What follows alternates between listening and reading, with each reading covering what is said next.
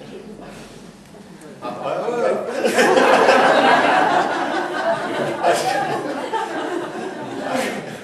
don't know why I think we ought to leave that as a rhetorical question, actually, because it just speaks volumes in the question in itself. I think that's absolutely right, and I think there are huge difficulties with the system as it stands, and we've recently had to. I know you're talking about a very particular kind of history which precludes people, but we've recently had a student who's been turned down to come onto the. I won't go into details because it would be unfair to but has recently been turned down for a place on our programme because of a past criminal history, which has absolutely nothing to do with her ability as a future social worker. So I think it's a real kind of live issue, and it's one that we need to debate. But yes, I think it was a good rhetorical question. Thank you. Yes, I think I'd entirely agree with that. It was a rhetorical question.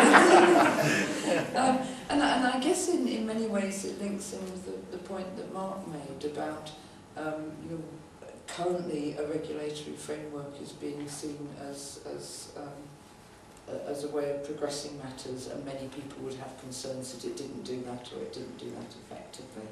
And I think we've highlighted one of those dilemmas that, yeah.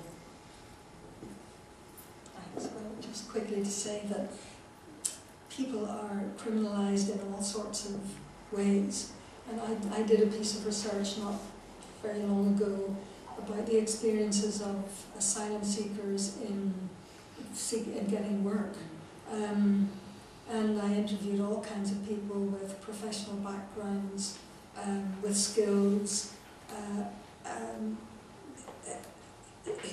and in fact with skills that were in demand in this country at the time, and they weren't allowed to work simply because they were asylum seekers, and therefore excluded and criminalised for that simple and sole reason. And I'm sure we could find other kinds of examples that exclude people from work and from their contribution in all sorts of ways.